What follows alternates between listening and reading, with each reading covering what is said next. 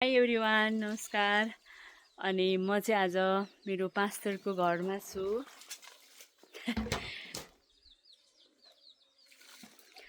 अनि आज चाहिँ म युट्युबमा भिडियो भ्लग नबनाएको कति समय भयो नि त। अनि भ्लग बनाउँछु भनेर सोच आयो। यो चाहिँ पहिला हाम्रो उयो पेल्ने क्या के भन्नुहुन्छ भने दारिम फल्थ्यो नि त, टन्नै दारिम फल्थ्यो। अनि दारिम फलेपछि दारिम यसमा लगाएर पेलिन्थ्यो क्या। अनि पेलेर यता रस निस्किन्थ्यो। यस्तो पुरा घर मासतिर चाहिँ यस्तो रुद्राक्षको बोट। अनि यहाँ चाहिँ पहिला हामी फुल रोप्थ्यौँ के, अहिले चाहिँ पुदिना छ। अचार खानको लागि बेस्ट मानिन्छ नि त, बेस्ट होइन। ड्रम पहिला चाहिँ अब पानीको एकदम दुःख थियो नि त यो ठाउँमा। अनि अब अहिले चाहिँ त्यस्तो छैन, पानीको सुविधा छ।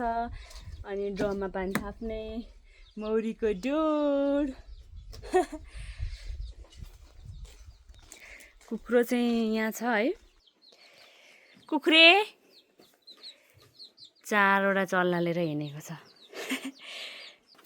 अरू घाँटी खुइले बहादुर चाहिँ यहाँ छन्। यो खुइले चाहिँ यस्तो राम्रो हुन्छ, पछि बाख्राको खोरमुनि हिँड्दैछ।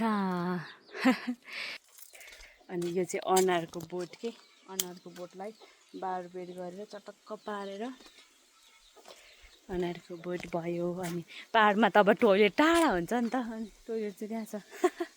त्यो पढाएको। त्यसपछि धनियाँ बारी, धनियाँ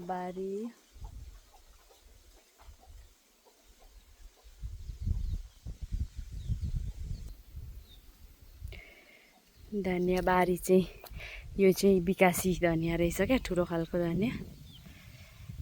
रुद्राक्षको बोट यस्तो छ, झिलिमिली मेवा पाकेर त्यस्तै। अनि म चाहिँ आफ्टर लङ इयर्समा आएको हावा पानी हो, यस्तो हावा चलिरहेको छ, एकदमै राम्रो। हाम्रो कुखुराको खोर चाहिँ फेरि यस्तो छ।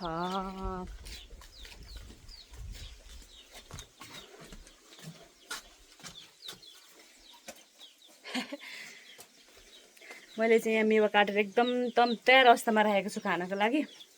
सो मेवा खाने भनेर काटेर राखेको छु। मेवा हेर्नु न कस्तो राम्रो छ। तपाईँहरूलाई चुलेसीको बारेमा ज्ञान छ कि छैन? चुलेसी भनेको यस्तो हुन्छ नि। अब यसलाई चाहिँ खानुपर्छ गमगमी। अनि यहाँ चाहिँ मेवा चाहिँ पहिलेदेखि नै पाइने क्या, एकदम मेवाको चाहिँ एकदम राम्रो ठाउँ हो। सो यस्तो दामी मेवा पाइछ। चिप्लेर फेरि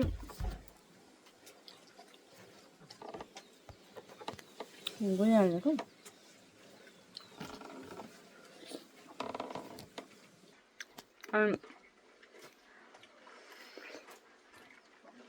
मेवा चाहिँ पहिला पनि एकदम मिठो पाइने, टन्नै पाइने होइन। अनि यति मिठो छ यो मेवा होइन। अनि सो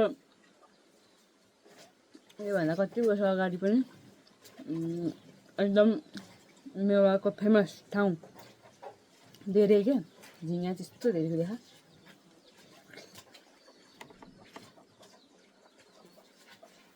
सो मैले चाहिँ मेवा हिजो बेलुका पनि 4-5वटा यत्रो मेवा पाकेर खाएको छ टिपेर। हिजो बेलुका पनि, अघि बिहान पनि, अहिले पनि खाजा।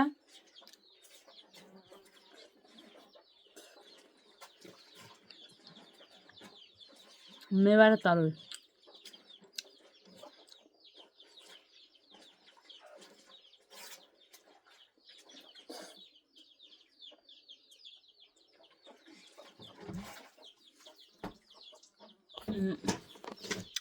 मेरो कतिजना कता कता छन् भनेर देखाउँछु त कच्चा कच्चा छन् होइन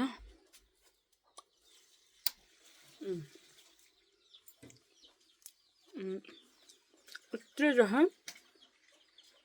यहाँ हेर्नु न कच्चो कच्चो दाना छ पाकेर क्या अनि बोटमा त कति हो कति क्या अझै पनि बोटमा टन्ने अनि दालहरू फराएर अनि यस्तोमा यहाँ यसरी राख्यो भने चाहिँ बिग्रिँदैन पेप्सीको बोतलमा लगाएर राख्यो भने बिग्रिँदैन भन्ने छ नि त बोतलमा लगायो भने त्यही भएर यहाँ घरमै फलेको दाल त्यसरी राख्ने अनि पहिला चाहिँ पानीको एकदम दुःख हुँदाखेरि यो गाग्रा क्या गाग्रामा बोकेर ल्याउने त्यस्तो खालको थियो चलन अनि यो त अब थालबटुका राख्ने भइहाल्यो हाम्रो ठेकी चाहिँ स्पेसल छ क्या फेरि यस्तो मिठो हुन्छ यो ठेकीको मोही दही त्यस्तै सबै मिठो मदानी त थाहा छ नि तपाईँलाई मही पार्ने घर मदनीमा घिउ बटुकीमा दही ल्याए घुटु घुटु पिउ भन्ने गीत याद आयो चुलो यता अब यो चाहिँ पहिलाको हो अहिले चाहिँ हाम्रो अर्कै छ किचन अनि त्यसरी चाहिँ नि छ कति अफ गरिदिउँ ल बिजुलीको बिल धेरै उठ्छ फेरि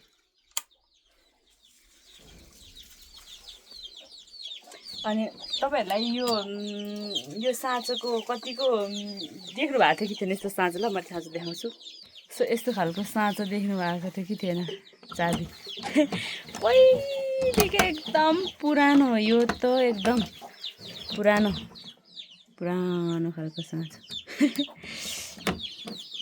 जाँतो भइहाल्यो अहिले त कतिजनाले मान्छेले जाँतो पनि थाहा छैन क्या केटाकेटीलाई त जाँतो भनेको के हो भन्छ जाँतो भनेको यस्तो हो ए अनि अर्को कुरा म देखाउन लान्छु आज तपाईँहरूलाई अर्को के कुरा भन्नुहुन्छ भने एक चिज छ के चिज भन्नुहुन्छ भने यो के हलुड होइन हलुड तपाईँहरूलाई हलुड कतिको याद छ कि छैन सो हलुड अब अहिले त थाहा छ छैन त कतिजनालाई तर पहिलेको मान्छेलाई सबैलाई थाहा छ होइन अहिलेको मान्छेहरूलाई चाहिँ थाहा छैन क्या अहिलेकोलाई थाहा छ होइन अहिलेकोलाई चाहिँ थाहा छैन चाहिँ हलुड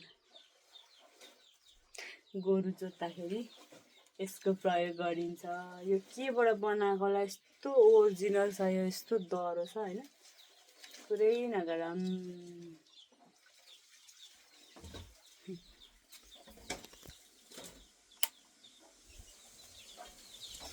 अनि यति हो त्यही हो साथीहरू कुखुराका चल्ला गेजेङ छन् यहाँ यिनीहरूले केही नपाएर उखुका योसम्म खाइरहेछन् क्या बोक्रासम्म राम्रो कराएर कस्तो कराउँछन् कराएर कुखुराका चल्ला र बिराला कुखुराको चल्ला र बिरालो कराएर हैरान ओके यति भन्दै मेरो पास्टरको घर पनि देखाइसकेँ अनि तपाईँहरू पनि जङ्क फुड नखानुहोस् खाँदै नखाने होइन कम गर्नुहोस् अनि यस्तो राम्रो हेल्दी चिजहरू खानुहोस् यस्तो चिजहरू जति खाए पनि हुन्छ जति तपाईँले डाइजेस्ट गर्न सक्नुहुन्छ जति त्यसलाई तपाईँको पाचन भनौँ न पाचन प्रणालीले पचाउन सक्छ त्यति खानुहोस् होइन अरू चिजहरू चाहिँ नखानुहोस् अनि यति भन्दै okay bye thank you for watching